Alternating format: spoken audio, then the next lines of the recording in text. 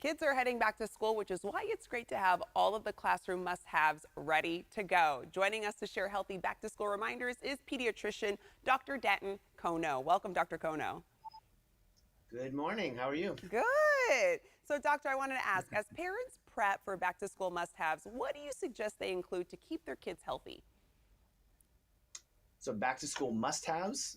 The must-haves is kind of getting them ready for school. Yeah. And I think probably the most important thing that you can do for them is make sure that they're getting enough sleep.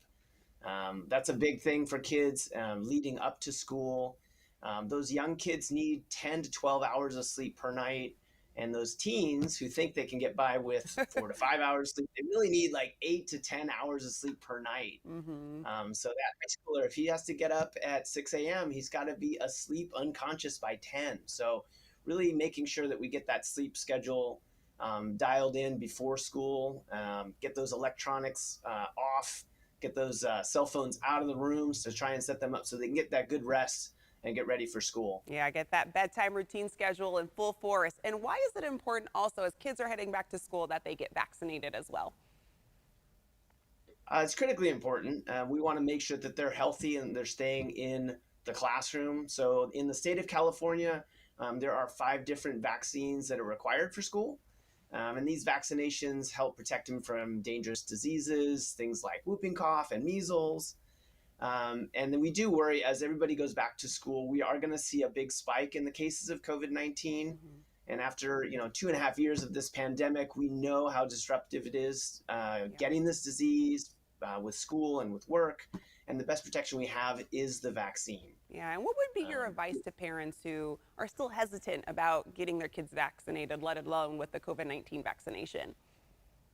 Sure. The American Academy of Pediatrics strongly recommends the COVID vaccine, and it's all the way down to 6 months now. And it is true. So, I get a lot of this discussion in my practice. It is true that most children who get COVID infections, they do okay. Yeah. But there are still some patients who end up getting really sick and hospitalized even now. And also, many of the kids can end up with long COVID symptoms. So they Mhm. can end up with those just sort of dragging cough or that kind of fatigue, mental slowness. And the vaccine is the best way that we have to protect against that risk. Yeah, so getting that bedtime routine, getting vaccinated, what are some healthy home and classroom habits to practice as well?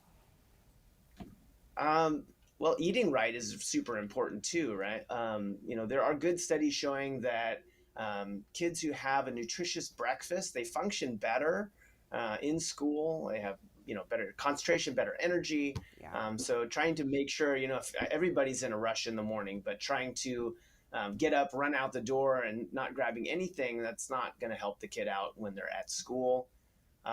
Maybe some other things is making sure that their backpacks are okay. Yeah. That we do see problems with that. Those backpacks can be so heavy. Yes. So you can help them making sure that they're wearing it properly. You get Yeah. it on both shoulders, maybe even a rolling backpack. You can actually help, some of those pack rat kids where maybe at the end of the week you go through like, do you really need this in here? Like, can we take this book out? So we're trying to make it a little more accommodating for them because those things can be crazy big and can cause actual some problems with them physically if they're having those big backpacks. Yeah, definitely. I remember being a student and having those textbooks and trying to be cool wearing them on one shoulder. So I like that you pointed Yeah. out, have them on both. Dr. Kono, thank you so much for joining us. Josue says you're also his doctor, so shout out to him as well.